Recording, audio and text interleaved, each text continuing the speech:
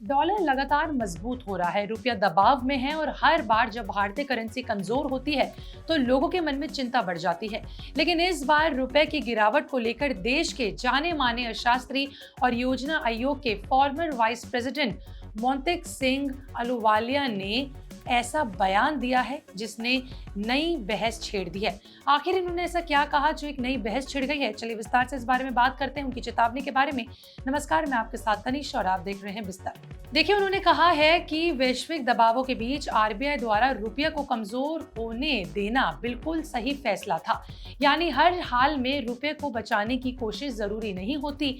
अब सवाल उठता है कि आखिर ऐसा क्यों कहा जा रहा है और इसका असर आम लोगों और निवेशकों पर क्या पड़ेगा। देखिए, दरअसल पिछले कुछ समय से भारतीय रुपये पर लगातार दबाव बना हुआ है। इसकी सबसे बड़ी वजह है कच्चे तेल की बढ़ती कीमतें, विदेशी निवेशकों की बिकवाली और पश्चिमी एशिया में बढ़ता तनाव। भारत अपनी जरूरत का करीबन 88% कच्चे तेल आयात करते हैं। ऐसे में जब तेल महंगा होता है तो भारत को ज्यादा डॉलर खर्च करने पड़ते हैं। इससे डॉलर की मांग बढ़ती है और रुपया कमजोर होने लगता है। इसी बीच विदेशी पोर्टफोलियो निवेशक यानी कि एफपीआईज ने भी भारतीय बाजार से पैसा निकालना शुरू कर दिया। जब विदेशी निवेशक पैसा निकालते हैं तो वे रुपया बेचकर डॉलर खरीदते हैं, जिससे भी रुपये पर दबाव बढ़ जाता है। हालात ऐसे बन गए हैं कि रुपया डॉलर के मुकाबले 97 के करीब पहुंच गया है। अब सवाल यह है कि आरबीआई आखिर रुपये को मजबूती देने के लिए आक्रामक कदम क्यों नहीं उठा रहा है। कई लोगों का मानना है कि केंद्रीय बैंक को डॉलर बेचकर या ब्याज दरें बढ़ाकर रुपये को बचाना चाहिए। लेकिन अहलुवालिया कहते हैं, उनका मानना है कि हर कीमत पर करेंसी को बचाना सही रणनीति नहीं होती। उन्होंने कहा कि जब दुनिया भर में आर्थिक दबाव बढ़ रहा हो, डॉलर मजबूत हो रहा हो और विदेशी निवेशक कम हो रहे हो तो एक्सचेंज रेट्स में बदलाव होना स्वाभाविक है। बाजार की वास्तविक स्थिति करेंसी में दिखनी भी चाहिए। देखिए, अब अगर इसे आसान भाषा में समझे तो मान लीजिए बाजार में डॉलर की मांग अचानक से बढ़ जाती है। आरबीआई लगातार अपने विदेशी मुद्रा भंडार से डॉलर बेचकर रुपए को कृत्रिम रूप से मजबूत बनाए रखता है। इससे कुछ समय के लिए रुपए जरूर संभल सकता है, लेकिन देश का विदेशी मुद्रा भंडार तेजी से खत्म हो सकता है।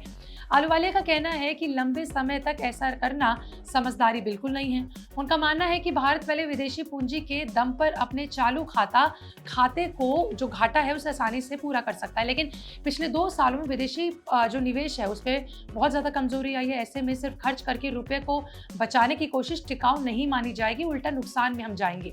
अब यहाँ एक और बड़ा सवाल आता है कि क्या कमजोर रुपया हमेशा बुरी खबर होती है? इसका जवाब है बिल्कुल नहीं। अहलुवालिया का मानना है कि मध्य अवधि में कमजोर रुपया भारतीय निर्यात को फायदा पहुंचा सकता है। जब रुपया कमजोर होता है तो भारतीय सामान विदेशी बाजारों में सस्ता हो जाता है। इसका फायदा आईटी, फार्मा, टेक्सटाइल और मैन्युफैक्चरिंग जैसे सेक्टर्स को सीधा सीधा मिलता है, क्योंकि उनके प्रोडक्ट्स ग्लोबल मार्केट में ज्यादा ट्रांसपेरेंट हो जाते हैं। यानी कमजोर रुपया एक्सपोर्ट बढ़ाने में मदद करता है। हालांकि इसका दूसरा पहलू भी है। कमजोर रुपये का सीधा सीधा असर आम लोगों की जेब पर पड़ता है। पेट्रोल डीजल महंगे हो सकते हैं, विदेशी यात्रा का खर्च बढ़ सकता है, विदेश में पढ़ाई करना महंगा पड़ सकता है और आयात होने वाले इलेक्ट्रॉनिक सामानों की कीमतें भी बढ़ सकती हैं। यानी आम आदमी के लिए ये राहत की खबर नहीं है। लेकिन अर्थशास्त्रियों का यानी इकोनॉमिस्ट का कहना है कि अगर आरबीआई हर समय सिर्फ रुपए को बचाने में लगा रहेगा, लंबे समय में अर्थव्यवस्था पर ज्यादा दबाव पड़ेगा। फिलहाल बाजार की नजर अब कच्चे तेल की कीमतें, अमेरिकी ब्याज दरें और विदेशी निवेशकों की चाल पर टिकी हुई है। अगर मिडिल ईस्ट का तनाव बढ़ता है या विदेशी निवेशकों की बिकवाली जारी रहती है तो रुपए पर दबाव आगे भी बना रह सकता है। लेकिन अगर तेल की कीमतों में राहत मिलती है और विदेशी निवेश वापस लौटते हैं तो रुपए को फिर से सहारा मिल सकता है। यानी कुल मिलाकर अहलुवालिया का कहना बिल्कुल साफ है। उनका संदेश है कि हर हाल में रुपए को एक तय स्तर पर बचाए रखना जरूरी नहीं है। कभी कभी बाजार की वास्तविक स्थिति को भी स्वीकार कर लेना चाहिए और करेंसी को स्वाभाविक रूप से एडजस्ट होने भी देना चाहिए, जिससे अर्थव्यवस्था को बेहतर रणनीति मिल सके। अब देखना होगा कि आने वाले महीनों में आरबीआई इसी संतुलन को कैसे बनाए रखती है और रुपए आगे किस दिशा में जाता है। ये एक बहुत बड़ा सवाल है जिसका जवाब हर निवेशक जानना चाहता है। लेकिन ये सभी चीजें इस समय ग्लोबल टेंशन पर टिकी है। आपका इस पर क्या कहना है? कमेंट सेक्शन में लिखकर जरूर बताइएगा। मिलते हैं अगली वीडियो में, बने रहें विस्तार के साथ।